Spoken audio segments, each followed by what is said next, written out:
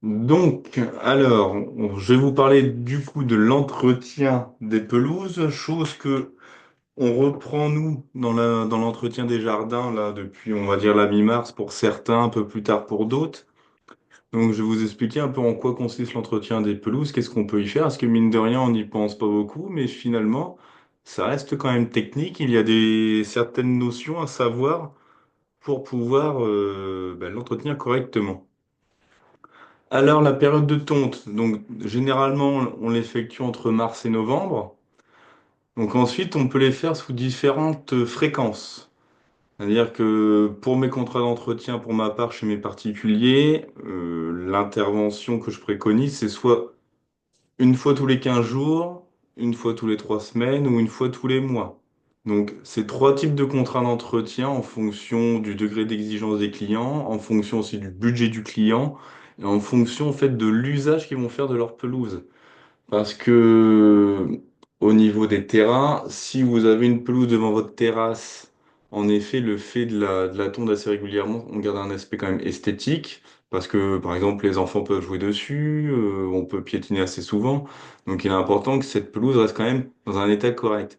Mais en fait, après, plus on s'éloigne de la maison, ou si vraiment, sur certaines propriétés, on a énormément de terrain, est-ce qu'il est vraiment nécessaire de tondre tous les 15 jours, même une fois tous les mois? Est-ce que c'est réellement nécessaire?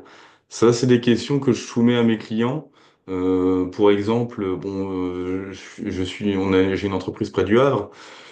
J'ai un client sur Étretat qui a 8000 mètres carrés de terrain. Son terrain, c'est un rectangle. Il a la maison d'un côté et sur tout le devant de la maison, c'est ses 8000 mètres carrés. Avec un bois qui entoure la périphérie de la propriété. Je lui ai demandé, parce qu'il me voulait un contrat de tonte, est-ce qu'il était nécessaire de tondre tous les 15 jours toutes les parcelles? Il s'était jamais posé la question, parce qu'en fait, dans ces cas-là, je vends un type de forfait de contrat d'entretien, c'est-à-dire que je laisse mes jardiniers à disposition une matinée, et en fonction des priorités, ben, ils effectuent les tâches. Donc là, la priorité, c'était la tonte, et ce que je lui ai bien signalé, c'est que ben, si on fait ce forfait de mise à disposition de deux jardiniers pour une matinée, ben, ils vont quasiment passer l'intégralité du temps à tondre la pelouse. Donc, est-ce que c'est nécessaire? Est-ce qu'on peut pas faire autre chose? Donc, on a préconisé de tondre à peu près 3000 mètres carrés, donc vraiment la partie qui est la plus visible et la plus proche de la maison. Et le reste, on est en train de préparer une prairie champêtre, donc avec quelques taches de gazon fleuri qu'on va effectuer nous, histoire d'apporter un peu de couleur dans la pelouse. Mais c'est en fait une prestation de tonte qu'on va peut-être réaliser une fois par an uniquement. Et on va faire des tracés dans son jardin pour qu'il puisse circuler librement, on va dire avec les pieds au sec d'un bout à l'autre de son jardin. Donc il faut savoir que l'usage de votre pelouse va impacter vos fréquences de tonte. Donc ça, il est important de le préconiser aux clients parce que mine de rien, ça peut être un gain d'argent pour eux. Et le temps que vous gagnez sur la tonte, ben, vous pouvez effectuer de l'entretien de massif, de la taille arbustive et d'autres prestations qui sont liées à l'entretien d'un jardin. Alors, il y a plusieurs types de tontes. Donc, la tonte mulching, donc ça, on en voit de plus en plus, d'ailleurs avec les robots tondeuses. Donc, la tonte mulching, le but étant à ce que la tondeuse, ben, on a des fréquences de tonte quand même assez rapprochées. Généralement, une fois la semaine, c'est bien quand on utilise ce modèle de tondeuse, qui est une tondeuse green, par exemple, c'est celle qu'on a à l'entreprise. Donc là, ils font quand même tondre assez souvent, parce que plus la pelouse est haute, en fait, plus elle va émietter la pelouse, et puis elle va faire quand même des petits tas, ce qui va pas rendre forcément la prestation très propre. Et du coup, honnêtement, sur ce type de prestation, il faut y passer une fois la semaine. Ou alors, en temps sec, vu que la pelouse pousse moins, et éventuellement c'est plus pratique. Donc c'est vrai que le mulching, il n'y a rien de mieux que le robot.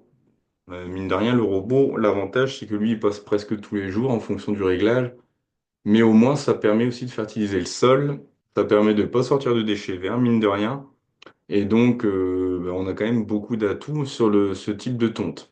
Ensuite, on a la tonte avec ramassage, donc c'est celle que l'on fait le plus, hein, donc entre les tracteurs autoportés, les tondeuses autotractées. Donc là, c'est simple, c'est que toute la pelouse qui est tondue est évacuée donc dans son panier, dans son bac de ramassage, et ensuite est emmenée en déchets verts. Et il y a la tonte sans ramassage, donc bon, ça, personnellement, nous on n'en fait pas parce que c'est vrai qu'au niveau esthétique, c'est pas terrible, c'est des demandes qu'on a rarement. mais il peut arriver que chez des clients, il y a des tontes sans ramassage. Honnêtement, ça se fait quand même pas beaucoup dans les entreprises d'espace vert et tout dépend du terrain qu'on a. C'est à bannir pour le particulier. Après, peut-être pour des entreprises, ça peut le faire, mais c'est la chose qu'on effectue le moins. Alors, comment tondre? Parce qu'en fait, tondre, ça s'improvise pas. On a quand même des règles. Donc, généralement, si vous prenez encore une fois un terrain, bah, vous faites tous les contours sur deux largeurs de carters de tondeuse. Donc, admettons, si vous avez une tondeuse, nous on a des Honda avec des carters de 47, bah, vous faites deux passages et vous détourez tout ce qui est autour d'une terrasse, autour d'un massif, autour des arbres. Vous faites deux passages de tonde sur l'intégralité du terrain. Ça, c'est important de le faire. Et ensuite, on prend la partie la plus longue et on fait des passages sur la longueur. Donc là, ça veut dire qu'on fait que des lignes droites, tout le temps, tout le temps, tout le temps. On essaye d'éviter de prendre des, entre guillemets, de travailler sur la largeur, parce que si on fait 4 mètres de tonte et on doit refaire demi-tour pour refaire 4 mètres, on refait demi-tour pour refaire 4 mètres, techniquement, on perd du temps. Donc si on a des longueurs de 15-20 mètres, il faut prendre le terrain dans ce sens-là. Ça, c'est super important. Et aussi, j'ai envie de vous dire, peut-être deux, trois fois par an, vous décalez légèrement vos passages de tonte au niveau des bandes de roulement de vos roues. Donc pour éviter que ça tasse toujours au même endroit. Parce que je pense que vous vous remarquez quand vous tondez les pelouses, surtout sur des terrains où il y a de la mousse, généralement on voit les traces de roues. En fait, il faut savoir des fois de décaler ne serait-ce que de 10 centimètres. Et ça permet de pas tasser le sol au même endroit.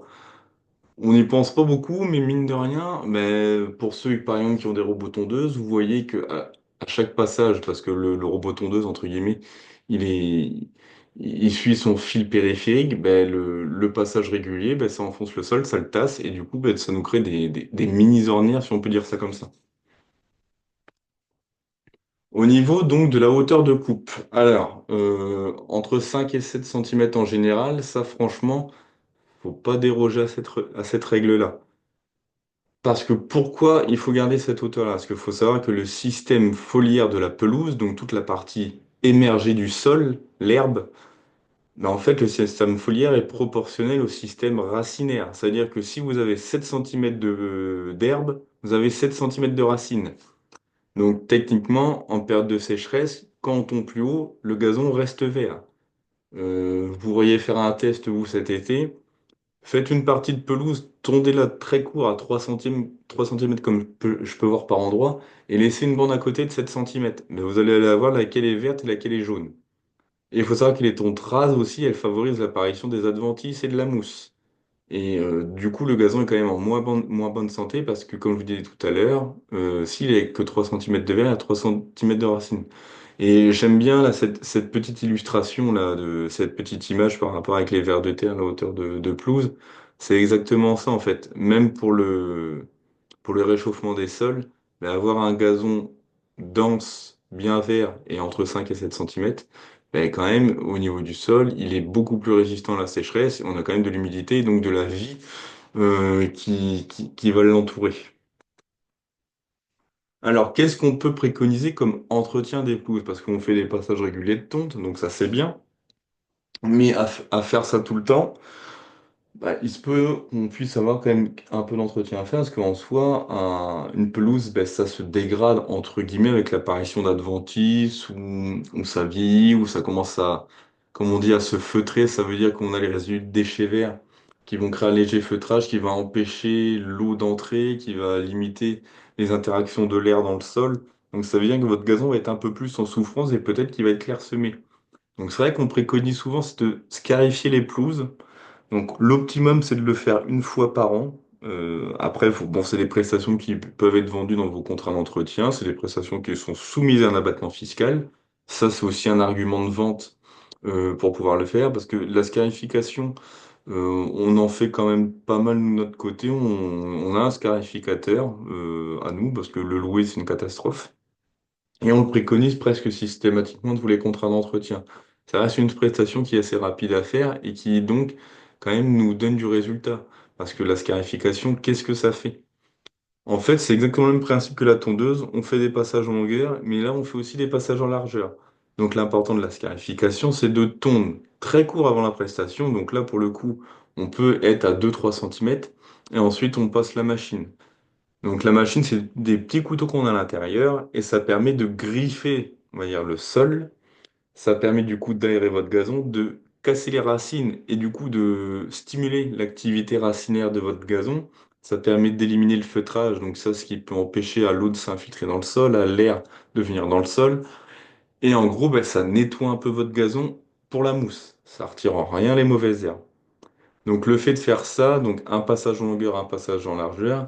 Ensuite, il faut évacuer tous les résidus végétaux, soit avec un balai à gazon en ferraille ou souffleur, et en retirer un maximum. Et l'important surtout, c'est de ressemer ensuite. Ne pas scarifier la pelouse quand il pleut, parce que sinon vous allez vous faire un champ de boue. Et là, le client va pas trop y apprécier. Donc on a vraiment deux périodes distinctes là-dessus. C'est mars-avril ou c'est septembre-octobre. Ne me faites pas une scarification en plein mois de juillet si on a du 30 degrés derrière, parce que là, vous allez me griller un gazon. Et en fait, là, vous pouvez le refaire entièrement. Donc faut vraiment faire attention à ces périodes. Et puis, il faut espérer qu'en fait, quelques jours après, on ait de la pluie qui arrive. Parce que vu qu'il y a la pluie, ça va directement coller les graines au sol et puis ça va faire repartir les graines que vous allez ressemer. Donc ça, c'est important de le faire. Quand on fait une scarification, on peut faire aussi du coup un apport d'engrais ou un terreautage en surface. Donc, c'est-à-dire que vous épandez du terreau que vous avez, vous le balancez à la pelle dans tout votre terrain, vous passez un petit coup de balai gazon ou même par moment de balai. On peut le faire aussi, enfin, balancer du sable dans votre gazon pour essayer de le drainer un petit peu si votre sol est un peu trop lourd. Vous pouvez mettre du sable et ça permet aussi de corriger des fois un petit peu les bosses. Donc après, en entretien, on peut aussi faire un arrachage manuel d'adventice. Ça veut dire tous les pivots que vous pouvez avoir, les pissenlits, les chardons, etc., qui ont des grosses racines. Vaut mieux les arracher à la main avec des couteaux désherbeurs. Après, tout ce que vous avez, boutons d'or, pâquerettes, etc., vous pouvez le faire à la main, mais ça peut être très long. Sauf s'il y a des entreprises qui ont encore des produits phytosanitaires pour traiter au sélectif gazon. Ensuite, il faut savoir qu'une pelouse, même si c'est tondu régulièrement, ça reste quand même vivant. On évite de traiter le gazon. On peut arracher les plus grosses mauvaises herbes à la main, mais en soi, si on a une tonte régulière, ça reste quand même un aspect assez esthétique. L'importance aussi, c'est toujours de vérifier qu'on a un bon affûtage de lame de la tondeuse, parce que ça évite justement, par exemple, d'avoir une apparition de rouille, comme on peut voir au niveau de la pelouse. Ça veut dire que vous allez voir tous les bords de la pelouse qui vient d'être coupée, ils sont un peu effilochés et jaunissent. Du coup, votre gazon, il devient un peu dégueulasse. Donc, c'est vrai qu'un bon affûtage de lame, c'est super important. Nous, à l'entreprise, c'est vrai qu'on fait une vérif d'affûtage. Si les tondeuses sortent toutes les semaines, bah, toutes les semaines, on vérifie pour voir dans quel état est la lame. Et parce que même, c'est un gain de temps aussi, parce qu'une lame qui est bien affûtée, elle coupe beaucoup mieux. Et surtout qu'elle soit bien équilibrée. Ça, c'est important aussi. Et donc l'entretien, ben, c'est aussi de pratiquer la tonte mulching, parce que, admettons, si vous en avez euh, pas, ce serait bien d'en acheter une dans vos entreprises, et vous pouvez la faire, donc la tondeuse green par exemple, 2 3 4 tontes à l'année sur votre contrat d'entretien de 16 passages, admettons, pour laisser l'herbe au sol et pour que ça fertilise naturellement le sol. Donc ça, vous pouvez utiliser. Et en plus, mine de rien, vu qu'on ramasse pas, on gagne beaucoup de temps. Alors la lutte contre les diverses maladies. Alors, de nombreuses maladies peuvent impacter la croissance de votre pelouse, donc comment limiter l'impact? Eh ben, il faut donc bien l'aérer. Mine de rien, avec le scarificateur, c'est ce qu'on fait. Avec l'apport de sable, c'est ce qui peut être fait pour le drainer un petit peu. Avec l'apport de terreau pour le mettre en meilleure santé. Il faut tourner quand même régulièrement pour garder un aspect esthétique quand même assez propre. Et puis, il est important aussi d'avoir une grosse densité du gazon. Ça veut dire que plus il va être dense, moins vous aurez de mauvaises herbes parce que ça va pas lui laisser la place. Donc faut pas croire qu'un gazon de 3 cm de haut, c'est dense. Vous allez voir toutes les petites mauvaises herbes qui traînent à droite à gauche. Et en fait, il faut savoir que la plupart des mauvaises herbes, ben, elles vont pousser sur les 2 3 premiers centimètres. Si elles commencent à avoir 7 centimètres, il va y avoir trop de concurrence autour. Donc en soi, vous allez être tranquille. Le gazon va être bien dense, mais il faut dire au client que bah oui, la pelouse, 5 7 centimètres après avoir tondu, c'est peut-être haut, et que si vous repassez dans 2 semaines, elle va faire 10 12. Il faut qu'il accepte de tondre trop court comme on a l'habitude, enfin comme certains particuliers ont l'habitude avec les robots les bloquer à 3 centimètres et de faire des passages réguliers. Ça, faut essayer de le bannir, quoi. Et bah, comme je vous disais sur la fin, ne pas tondre trop court parce que ça, c'est vraiment dégrader la bonne santé de votre gazon.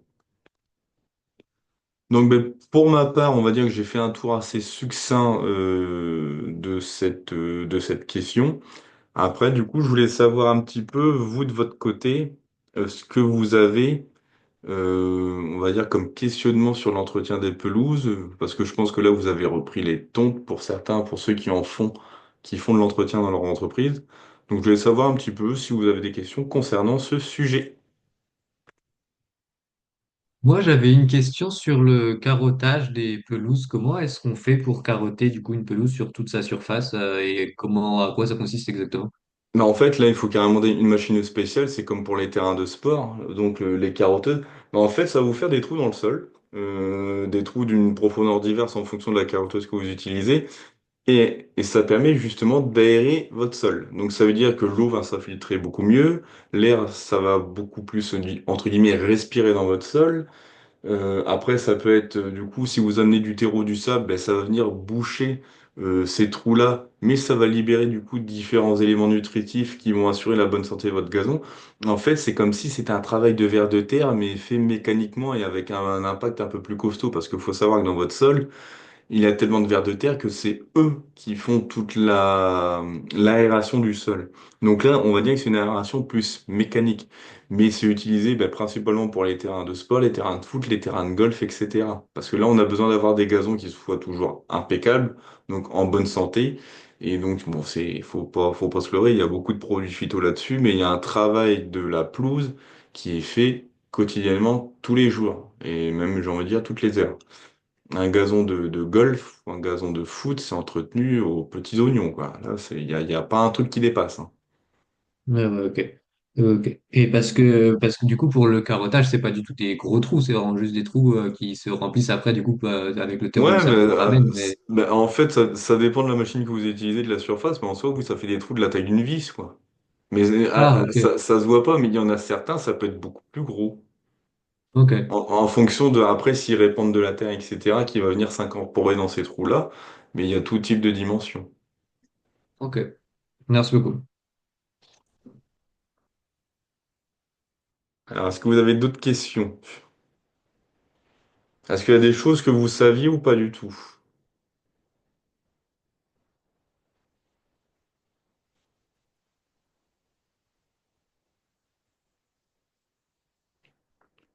Vous êtes dans vos entreprises, vous êtes tous repartis en cause. Qui est-on en ce moment actuellement? Nous, on n'a pas trop de pontes dans les entretiens parce qu'on est en ville. Du coup, les gens ont très peu de grands espaces de gazon. Donc, c'est surtout de l'entretien de taille, mais on fait très peu de pontes. D'accord. Et au niveau Monsieur Bongour, vous faites beaucoup de tontes actuellement ou pas du tout?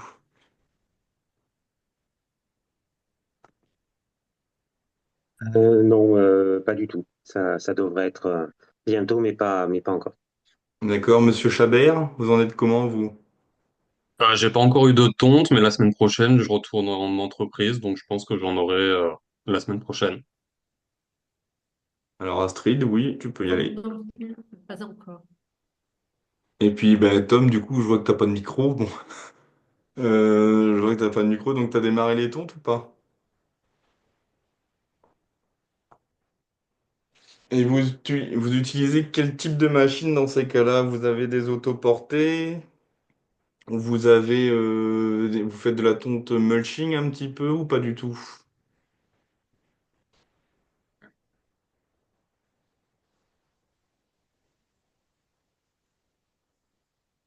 Parce que là, vous êtes en général, vous êtes dans quelle région de France là? Parce que c'est vrai que de démarrer les tontes d'ici une semaine, je vois par nous en Normandie, j'ai déjà des entreprises qui ont démarré depuis 3 semaines là, hein. Bah, nous, on en fait un peu, on en a fait une fois là, il y a 2, 3 semaines, mais du coup, nous, on est à Toulouse, donc on a pu commencer bien plus tôt. Mais du coup, les seuls qu'on fait, généralement, on les commence un peu plus tôt, oui. Mais Et votre clientèle, elle se compose en général pour tout le monde plutôt du particulier ou des entreprises, des collectivités, des copropriétés aussi, on peut avoir ça. C'est quoi votre profil de client? nous, c'est que particulier. D'accord, et pour les autres? Plus de copropriété. Et au niveau des fréquences que vous avez de tonte, ça se passe comment?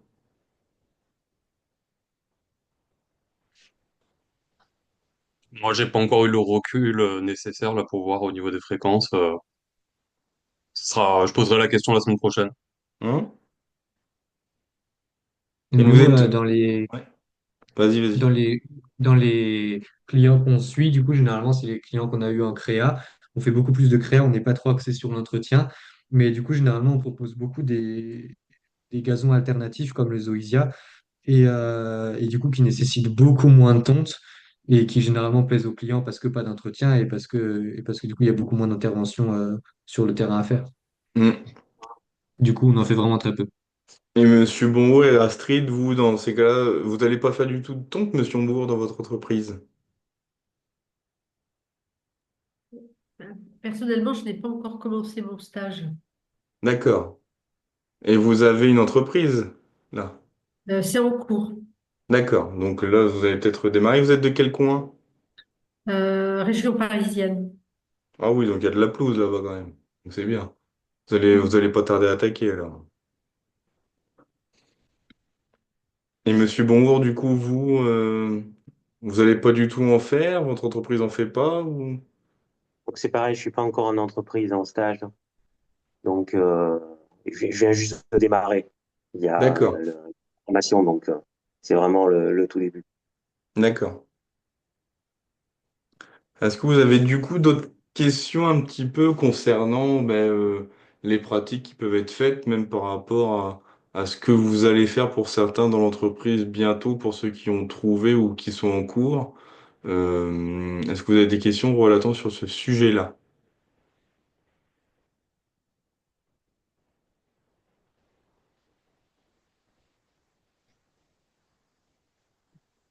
Est-ce que vous voulez qu'on arrête là du coup? Vous avez des choses à en dire, une thématique un peu plus générale? Ah, j'ai une question. Comment limiter l'apparition d'adventices dans le gazon en bord de prairie? Alors, comment limiter l'apparition d'adventices? Il faut que le gazon soit quand même très dense parce qu'en fait, il faut savoir que la nature a horreur du vide parce que faites un test, retirez un pissenlit en plein milieu de votre pelouse. Le pissenlit qui, quand même, avec son gros feuillage, sa grosse racine, va laisser un trou béant. Vous allez voir que c'est pas de la pelouse qui va repousser, ça va être une autre, entre guillemets, moi je dis toujours une autre adventice qui va revenir. Soit la même, soit une autre. En fait, pour limiter l'apparition d'adventices dans le gazon, bon, vous pouvez le traiter chimiquement. Bon, ça, techniquement, je le déconseille. Mais il faut accepter d'en avoir. Par contre, c'est vrai, comme je vous disais tout à l'heure, tout ce qui est pivot, pissenlit, etc., il faut savoir les retirer à la main. Se faire, après, peut-être qu'en contrat d'entretien, c'est plus difficile. Ou après, il faut l'expliquer au client. Ben, pendant une demi-heure, de temps en temps, vous prenez un couteau désherbeur, vous me faites un petit carré de 2-3 mètres carrés, puis vous avancez comme ça. Bon, c'est sûr, s'il y a 8 mètres carrés, là, je tire mon chapeau, hein. Mais sur des petits terrains de ville, où des fois on a des surfaces de pelouse qui n'excèdent pas 200-300 mètres carrés, en soi, retirer que uniquement tout ce qui est pissenlit, chardon, etc., ça nécessite pas trop de temps et ça permet d'avoir un rendu plus esthétique. Mais il est important que le gazon soit dense. Ça veut dire que dès qu'on arrache la mauvaise herbe, entre guillemets, on se prenait avec son petit seau de terre, on remet un petit peu de terre pour boucher le trou, et on remet tout de suite des graines de gazon. Donc ça, c'est la solution écolo, mais qui fonctionne. Par contre, ça demande un peu de travail.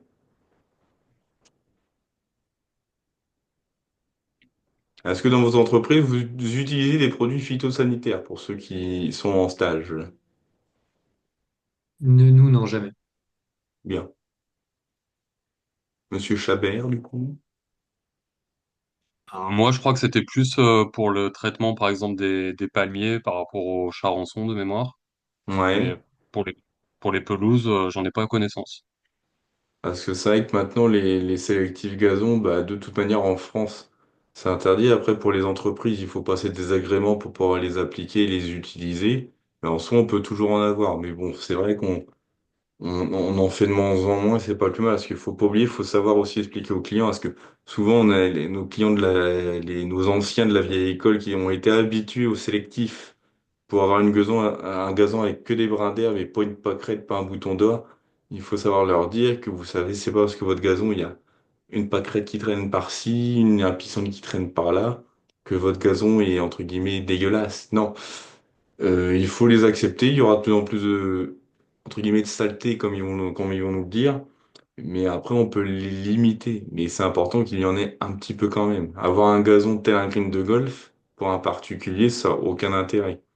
Donc, c'est comme pour les allées en gravier. Maintenant, ça reste très compliqué de les garder, on va dire, nickel, si on peut dire ça comme ça. Ben, il faut trouver des alternatives. Et là, pour un gazon, faut même pas essayer de lutter, hein.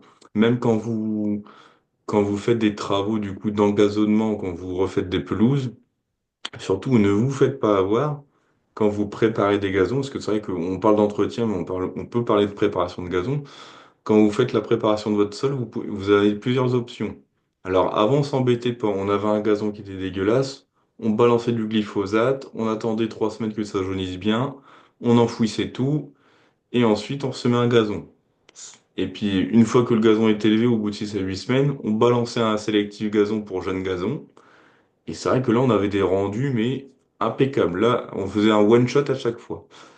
Maintenant, avec l'arrêt des produits phytosanitaires, vous avez plusieurs méthodes. Alors, c'est soit votre sol qui est déjà avec plein de gazon, vous prenez une mini-pelle et vous retournez le terrain. En fait, vous enfouissez le gazon. Mais par contre, du coup, ça fait que la terre qui est à l'air libre, quand même, elle est sacrément retournée et elle n'est pas, on va dire, composée idéalement pour l'apparition d'une nouvelle pelouse. Donc, toute la terre est retournée. Donc, ensuite, on passe un petit coup de motoculteur pour affiner. On passe le râteau, la griffe, etc. Et vous attendez 3 semaines, un mois. Et vous allez voir toutes les petites saletés qui vont repousser. Et bien, ça, c'est ce qu'on appelle les graines en dormance. Donc, les graines en dormance, qu'est-ce qu'on fait? Mais on reprend la mini-pelle et on renfoue une deuxième fois. Parce que l'herbe qui était en dessous, elle a bien jauni, elle a crevé, ça, il n'y a pas de souci. Et du coup, on refait exactement la même chose et on refait un coup de motoculteur, etc. Donc en fait, vous faites deux préparations de gazon pour que les graines en dormance, du coup, les mauvaises herbes, germent et on les refait crever par derrière. Et ensuite, là, vous pouvez semer votre gazon à la volée ou à la machine, etc. Puis ça a un rendu à peu près correct.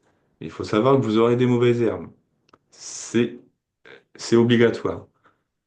Et pour des petits terrains chez vos particuliers éventuellement, on peut faire uniquement, nous c'est ce qu'on préconise vu qu'on est près du Havre, qu'on a des petits jardins même jusqu'à 600-700 mètres carrés de pelouse.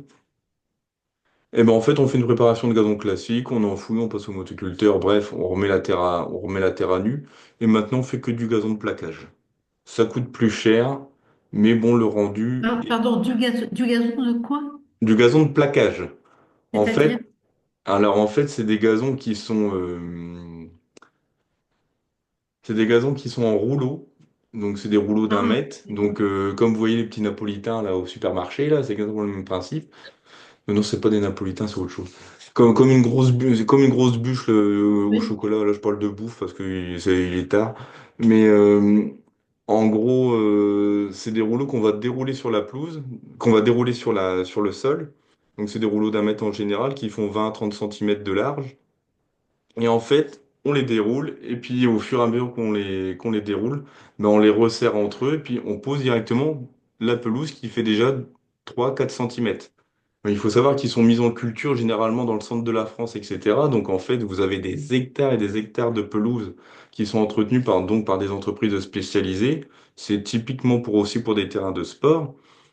Et donc ces pelouses-là, en fait, ce qui est important, c'est que quand on fait une préparation de gazon pour un gazon de plaquage, il faut savoir qu'une fois qu'il va être arraché, admettons dans le centre de la France, il faut le poser dans les 2 jours, parce que sinon il va jaunir. Parce qu'en fait, le gazon, quand il est replié sur lui-même en rouleau en boule, il chauffe énormément. Donc vu qu'il chauffe, il va jaunir. Donc c'est pour ça que dès qu'on l'a, il faut tout de suite l'installer. Il faut tout de suite le dérouler, donc 100 mètres, 200 mètres carrés. Généralement, il faut être assez nombreux pour faire un chantier comme ça, parce qu'il y en a toujours un qui a la brouette à ramener les rouleaux de gazon, l'autre qui les pose. Ensuite, derrière, il faut arroser, parce qu'en fait, un gazon de plaquage, c'est quasiment 4 à 6 semaines d'arrosage derrière, quasiment quotidien. C'est-à-dire qu'on balance des arroseurs partout, puis tous les jours, on dit au client, vous le branchez pendant 1 heure et vous l'arrosez. Parce que ça demande beaucoup d'eau, parce que du coup, en fait, on n'a même pas 1 centimètre de système racinaire. Donc, il faut tout de suite que ça soit collé au sol et tout de suite que les racines poussent très rapidement. Bon, ça, il faut savoir que ces gazons-là, en plaquage, ils sont dopés au gazon. Donc ils poussent très très vite. En 3 4 ans de temps, enfin pendant 3 4 ans, ils vont pousser vraiment très très vite. Donc le gazon de plaquage, c'est quand même une bonne alternative parce que ça a un rendu honnêtement impeccable. Par contre, il faut quand même l'entretenir dans les 2 3 4 ans. Il peut y avoir des petites saletés qui apparaissent. Donc là, il faut tout de suite ben, refaire le même principe, reboucher, etc. Faut compter 3 4 fois plus cher qu'un gazon semé à la volée. Je vous invite à aller voir éventuellement sur Internet ce que c'est que le gazon de plaquage pour ceux qui connaissent pas. Mais vous allez voir que un chantier, par exemple, de création où il reste plus que la pelouse à refaire, ben, en fait, si on déroule le gazon de plaquage, le chantier, il est magnifique. Mais par contre, pendant 4 à 6 semaines, il faut accepter d'avoir les arroseurs et surtout de ne pas piétiner le gazon parce que sinon vous allez vous enfoncer de 20 centimètres. Donc voilà les deux alternatives qu'on peut avoir pour des préparations de gazon. Mais il faut bien prévenir aux clients que si on fait un semis à la volée avec une seule prépa, on va dire, pour retourner le sol, ben vous allez avoir plein de mauvaises herbes. Et ça, il faut vraiment les mettre dans les devis pour dire que l'apparition de mauvaises herbes, c'est normal que c'est un gazon type prairie et plus maintenant un gazon pur et dur pour que vous puissiez vous couvrir. Parce que nous, on s'est fait avoir plusieurs fois où il y avait tellement de mauvaises herbes que le client, en fait, il refusait de finaliser la commande. Parce que vu qu'on les garantit jusqu'à la première tonte, s'il voit qu'il y a beaucoup de mauvaises herbes, ben non, je vais pas vous payer, c'est pas un gazon, ça. Donc il faut se couvrir un maximum. C'est pour ça que nous, en fait, on a quasiment arrêté d'en faire pour faire uniquement du gazon de plaquage.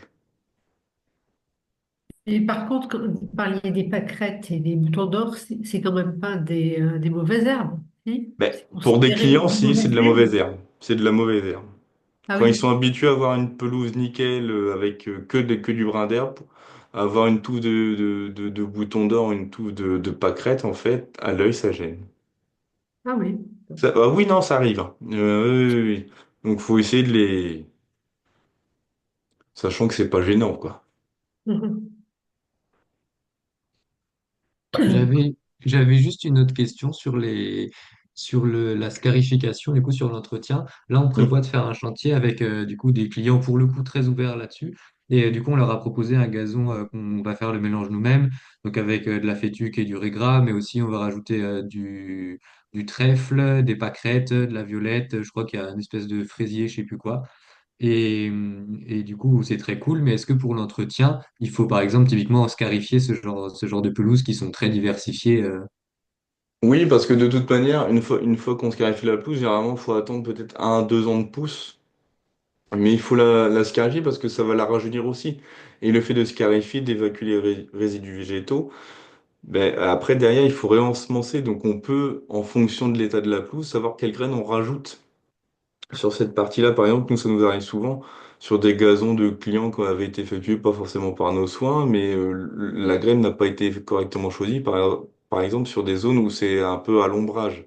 En fait, au lieu de retourner le sol, nous, on scarifie directement, puis on remet un gazon type ombrage, et puis voilà, le rendu est nickel.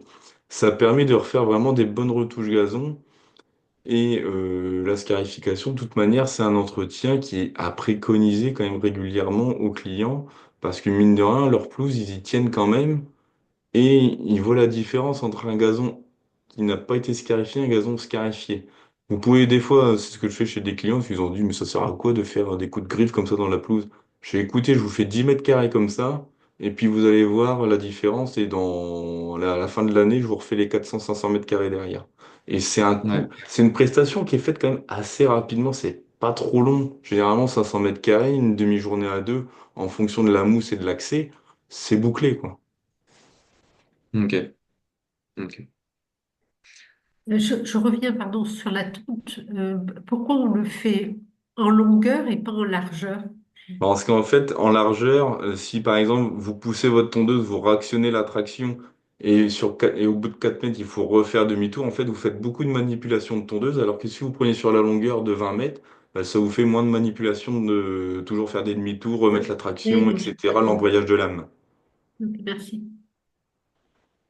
C'est un gain de temps, en fait. C'est pour éviter de. Franchement, c'est pour soulager votre tondeuse aussi, parce que mine de rien, à rembrayer les lames, remettre la traction ça reste des machines, certes, qui peuvent être des machines de pro, mais qui morflent un peu. Bon. Ben là, il va nous rester 1 minute. Donc, on va dire dernière question pour cette fois, ou sinon après on arrête là. C'est bon pour vous? C'est bon.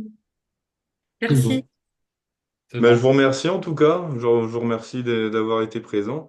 Et puis ben, sur les trois thématiques que je vous avais envoyées, éventuellement je vais en reprendre une parce qu'elles ont toutes été quand même plutôt bien plébiscitées. Donc la prochaine fois, on va reprendre une de ce que je vous avais envoyé, je renverrai un petit mail là-dessus.